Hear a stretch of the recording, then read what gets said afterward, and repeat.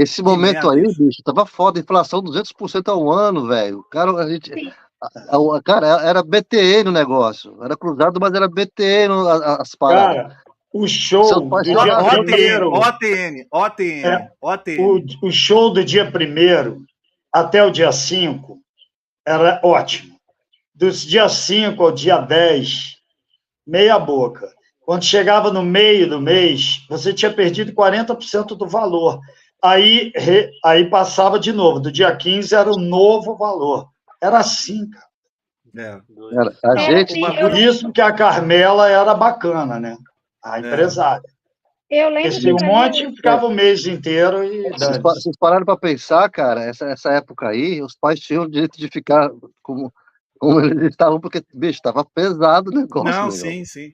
Mas só um detalhe aqui, ô Salto, que você falou de preocupação com o menor, o Nilson lembra disso. Já teve episódio de produtor, especialmente quando o Poladian andou pisando lá pelos engenheiros, que falava, olha, essas meninas não podem ficar no ônibus, se o ônibus capota, lembra disso? Sim, sim. Elas iam ser vetadas pela produção. Sim. Entendeu? Rolou um movimento fortíssimo para não ter carona no ônibus. Sim, sim. Por causa dessa responsabilidade. Se acontece alguma coisa, é os engenheiros. E é fato, é fato. Mas rolou. Isso uma rolou preocupação mesmo. genuína. Eu acho que nós falamos para vocês na época. Talvez a Dini não lembre, mas a gente falou. Sim, isso rolou sim. Ai, meu Deus, saiu uma fotografia aqui sem querer. Rolou isso.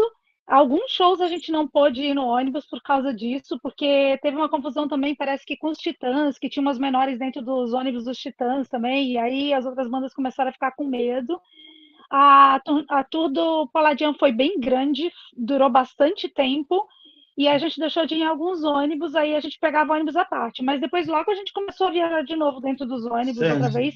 Isso, a gente teve um período ali que a gente não conseguiu viajar muito, que foi com a Lau, quando a Lau estava ali, e aí a gente teve que começar a pegar os ônibus por fora. Vocês estão falando desse lance aí da inflação, de tudo. Cara, para a gente fazer essas viagens, na época eu trabalhava no Banco Itaú, eu ficava investindo meu pequeno dinheirinho no Open, no Over, para poder render e eu conseguir fazer as viagens, cara. Aí eu ficava vendo assim, nossa, qual que vai dar mais? Qual que vai render mais? Aí eu ficava, vou aplicar no Open, vou aplicar no Over, aquele pouquinho de dinheiro ali para poder ter a graninha para poder fazer as viagens para ver Engenheiros do Havaí. Cara, para você ter ideia, quando teve o fechamento ali da Covid, soltaram um vídeo, né, da campanha que ia voltar, né, momentâneo. E a informação que veio que a indústria do entretenimento, ela arrecada, ela movimenta por ano R$1 trilhão, bicho.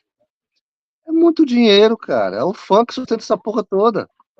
Imagina um monte de evento que tem no Brasil inteiro. R$1 trilhão, cara, que roda. Tudo que é coisa. É muita grana. Então você vê aí, numa situação daquela, você fazia essa parada para você ir lá no show, sabe? Todo mundo fazia isso para comprar o vinil, a fita cassete, a camiseta. Cara, era mudou tudo. A forma de circular esse dinheiro em show mudou. Eu tenho certeza que todos os artistas, a não ser esses gato pingado que ganham milhões aparecendo aqui, como a gente está fazendo, mas no caso teria 500 milhões de pessoas assistindo, a maioria tem saudade da gravadora, porque a gravadora investia. Por exemplo, eu gravei o Papé Pop, eram 3 turnos, eram 18 horas à disposição dos engenheiros no estúdio principal da BMG Ariola. Que isso? Quem tem dinheiro para isso agora? Quem faz isso hoje? Do próprio bolso? Não faz. Não tem. Entendeu? Então, era exclusivo. A gravadora botava, claro, desviava, vendia disco por fora. Sim. A gente não está passando pano para as gravadoras, que tinha muita coisa discutível. Mas não é só o Lukather, o guitarrista, esculhambando, ele passou os números. Cara, para você ganhar dinheiro com o Spotify, essas coisas aí, tem que ser a população da China assistindo você. E é isso que eu ia falar. Por mais que a gente tenha críticas genuínas para as gravadoras da época, era muito melhor com elas do que hoje. O artista não tinha que ser, era muito difícil você chegar no mainstream, você chegar numa gravadora, você tinha que ser muito bom ou ter um diferencial que se sobressaísse na cena ali. Tinha que ter um atrativo que a gravadora poderia lucrar com você, afinal é uma empresa. Se ela visse potencial de lucro em você, ela fazia tudo por você. Desde, como o Cássio falou, disponibilizar estúdio, produtores, contratar músicos se necessário, fazer a divulgação, tudo. Hoje em dia, o artista tem que fazer tudo. O artista tem que se... Fala, posso dar um exemplo nessa época aí, que em 89, foi quando eu conheci o Fê, ele me chamou para fazer Todos os Lados do Capital Inicial. O Fê do Capital Inicial, né? O baterista do Capital Inicial. O batera. Aí ele me convidou para fui lá fazer, e era o Marcelo Subsequinde. Aí foi conhecer ele e tal, combinei a grana direitinho com ele, propaganda bacana pra caralho. Aí o trabalho que ele fazia é que o Cássio estava falando, que ele já vinha do Vida Bandida, já tinha gravado Vida Bandida, produzido Vida Bandida. Ele produziu Alívio Imediato.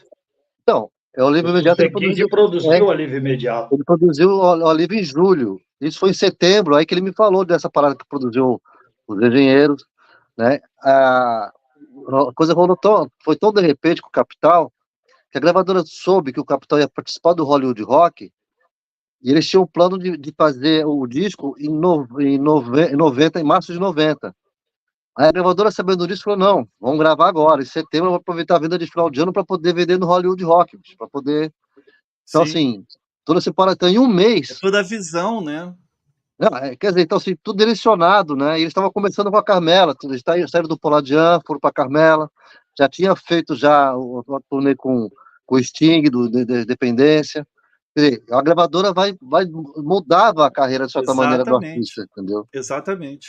Olha, tem o outro lado da moeda, né? A minha filha foi assistir o João, nem sei quem é, foi assistir no estádio do Palmeiras, com 40, 50 mil pagantes, 2 dias. Eu não sei nem quem ele é. Eu fiquei impressionado com ele. Ele não teve gravador. Ele venceu aqui nesse meio. Internet. Estourou, então ele não depende disso. Ele não dependeu de gravador e, obviamente, ele ganha muito mais do que qualquer pessoa daquela época ganhou. Mas o que eu estou dizendo é pontual. Pontual. O João, se não me engano, é o queridinho da Lucinha Araújo, que ele canta umas músicas do Cazuza e tudo, ela gosta. Se não me engano, é ele. Se não me engano, não quero estar falando besteira.